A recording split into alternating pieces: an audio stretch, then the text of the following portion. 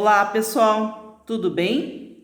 Então, vamos dar sequência à nossa aula de hoje, na aula de mecânica clássica, e hoje nós vamos terminar o estudo referente aos tipos de interação, como eu disse lá no primeiro vídeo.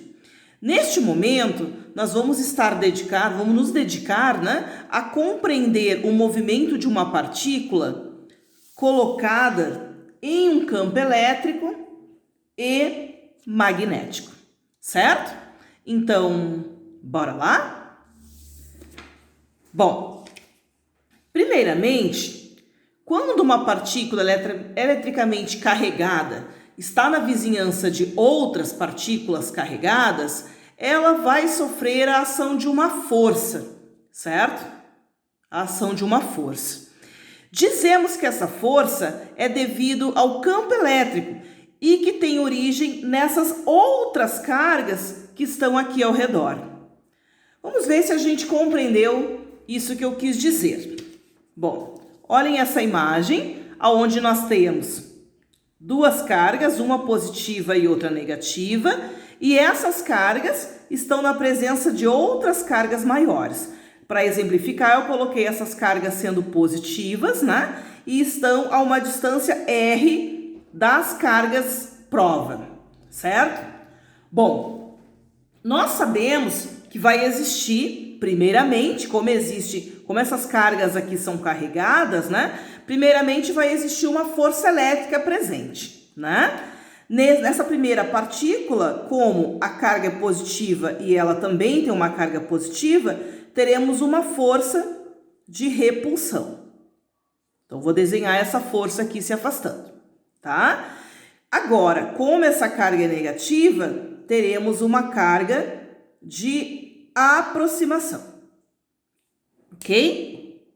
Bom, de acordo com os nossos conhecimentos, sempre que a carga for positiva, se a gente fosse desenhar o campo elétrico nessas situações, aqui teríamos a força elétrica e o campo magnético indo na mesma direção e sentido, certo? Já aqui, como a carga é negativa, a força tem um sentido e direção e o campo elétrico tem a mesma direção, porém o sentido é contrário, certo? Bom, nós podemos calcular, o valor dessa força elétrica presente nesses dois casos. Como podemos calcular? Bom, sabemos, das aulas anteriores, que força elétrica é o valor da carga vezes o campo elétrico, da partícula que a gente está tratando, Também podemos calcular a equação do movimento dessas partículas. Sabemos, primeiramente, que força também pode ser calculado por massa vezes a aceleração, E sabemos também que a aceleração pode ser a derivada segunda de R em relação ao tempo ao quadrado. Logo, se formos relacionar essas duas equações, teremos que, primeiramente, a partir dessa, que m d quadrado r dt quadrado é igual a Q vezes o campo elétrico,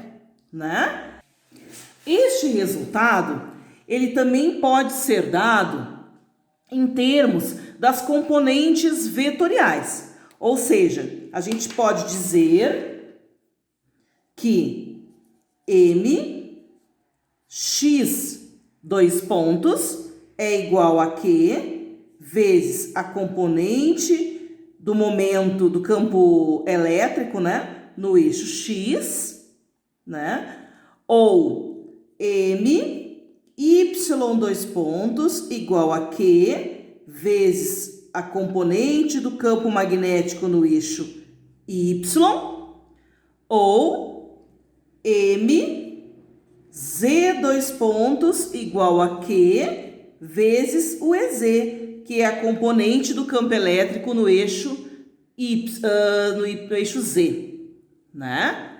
Bom, essas componentes do campo elétrico são, em geral, funções das coordenadas da posição no eixo X, Y e Z.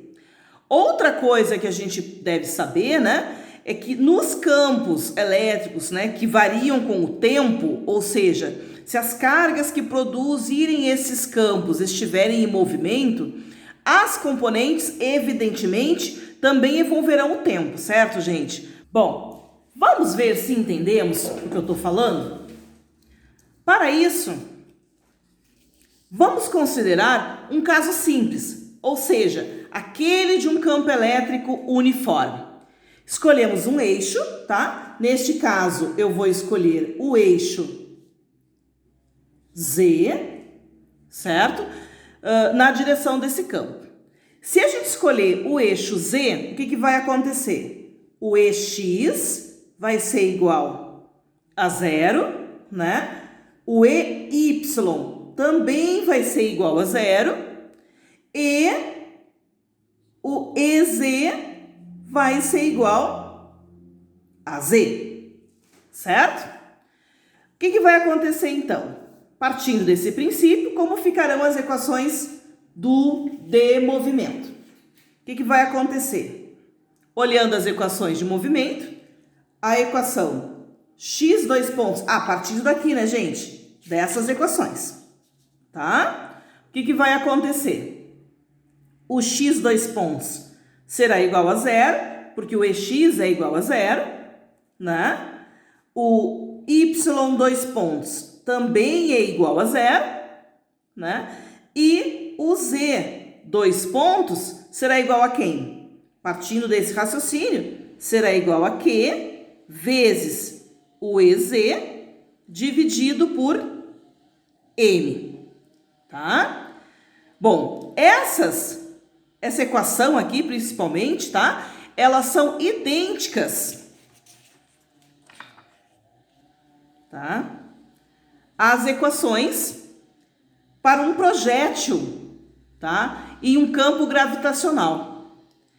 Então, a trajetória será exatamente a de uma parábola, certo?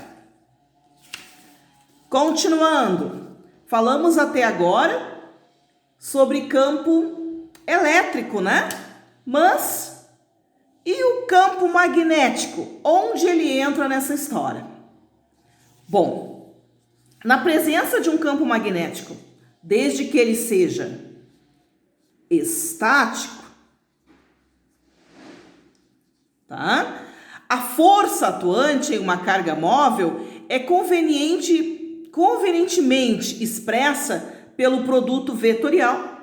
Força igual a Q, produto vetorial da velocidade, vezes o campo magnético, onde V é a velocidade da partícula e o Q é a carga da partícula. Neste caso aqui, a equação diferencial do movimento de uma partícula movendo-se num campo puramente magnético será dado pela equação m d quadrado r dt quadrado igual a Q, velocidade,